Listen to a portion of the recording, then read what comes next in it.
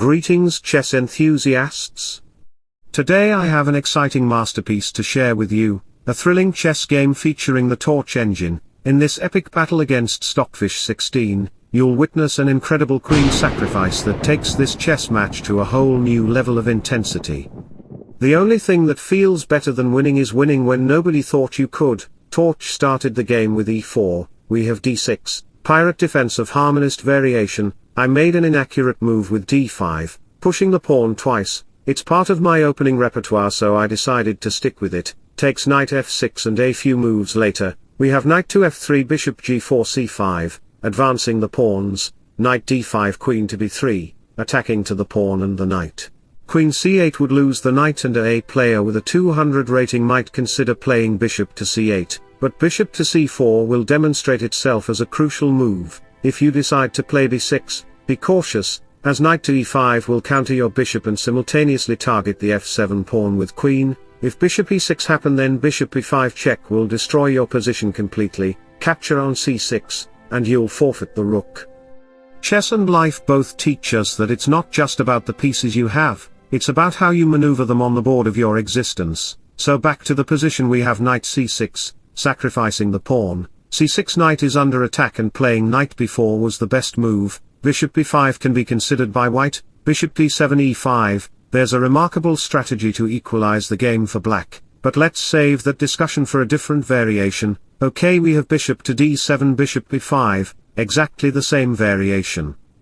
Knight b4 d5, targeting to the knight. Here you cannot play knight c2 check, because after king d2 knight takes rook, bishop takes c5, if the bishop takes the other bishop, it's like throwing a royal party for the rook on a8, thanks to the queen's surprise visit with check. So back to the position, if you dare to play knight d5, let me show you the variation. Takes queen takes b4, you will lose a material. So in this position, if black decided to play rook b8, then after pawn takes.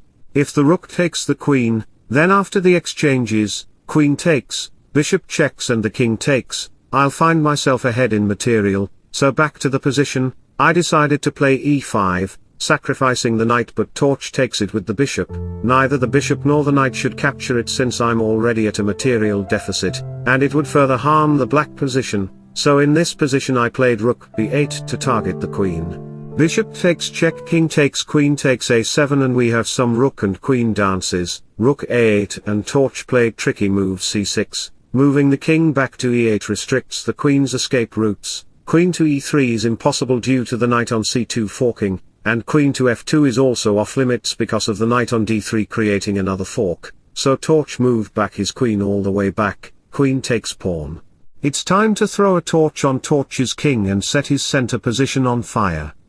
The board's wide open, my rook, knight, and bishop are ready to party and paint it black and white. Here if you dare to play knight a3 to protect the c2 square, then bishop c5 will target at your queen. Bishop e3, rook takes knight to adding pressure to the bishop. Bishop takes c5, knight fork, king runs, queen c4 check, king hides on d1, rook d3 check, knight protects, knight takes a1. The queen's check is indeed a looming threat, and I trust you can orchestrate a series of checkmates for black, since, after all, you're a subscriber of Stockfish, and if you are not, then what are you doing? Just click on the subscribe and the bell icon of my channel and you will be a member of Stockfish family. Back to the position, if you decide to play bishop d2, then after queen e4 check, king to d1, queen c2 check, king e1, knight d3 check, king up to e2, knight takes f4 check, king backs, and I will sacrifice the rook on a2, rook takes rook is a threat, and if you dare to the rook, then I will capture the knight on b1.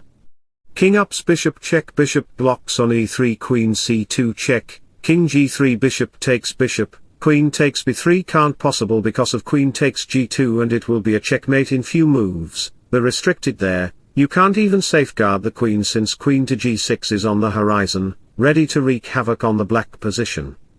In both life and chess, success often depends on finding the right balance between strategy, adaptability and resilience in the face of the unexpected. So back to the position, we have knight c3 to target it. I played knight c2 check first, king ups, queen c4 check, king d1, rook d8 check. The game has become extremely intricate for white. If a human, say someone of Magnus Carlsen's caliber, played as white in this position, I might have a chance to checkmate within 20 to 30 moves.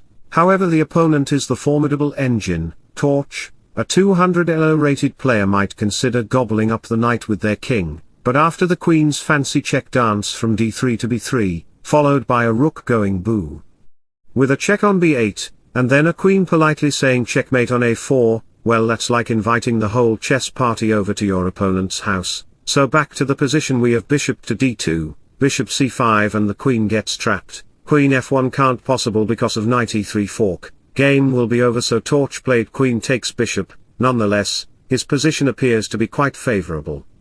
In 3 words I can sum up everything I've learned about life. It goes on.